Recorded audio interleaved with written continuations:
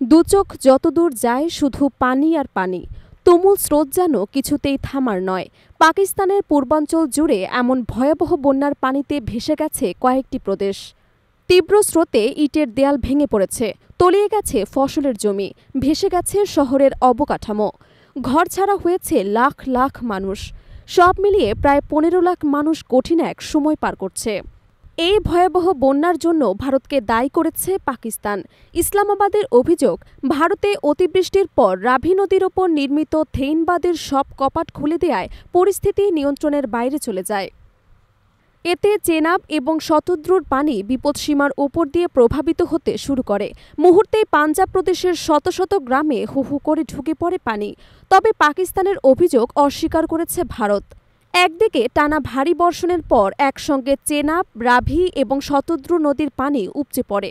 পাকিস্তানের ইতিহাসে এটাই প্রথমবার যখন 3টি আন্তঃসীমান্ত নদী একই সময়ে ফুলে ফেঁপে বন্যা পরিস্থিতি তৈরি করেছে। এতে পাঞ্জাব প্রদেশের অন্তত 2300 গ্রামের উপর দিয়ে পানি প্রভাবিত হয়েছে।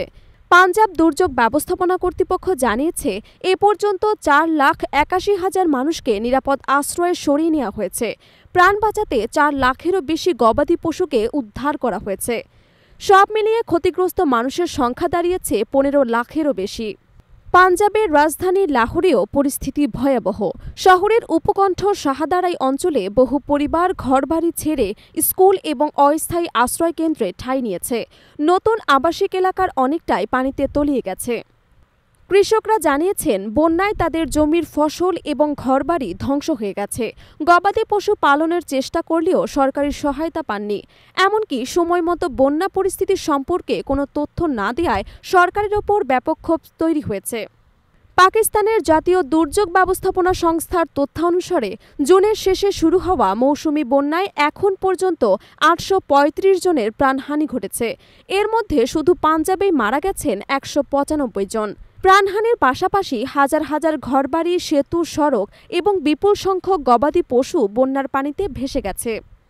সবচেয়ে উদ্বেগের বিষয় হল, আবহাওয়া অধিদপ্তর আরও ভারী বৃষ্টি, ঝড় এবং বজ্রঝড়ের পূর্বাভাস দিয়েছেন। এতে আগামী দিনগুলোতে পরিস্থিতি আরও খারাপ হওয়ার শঙ্কা দেখা দিয়েছে।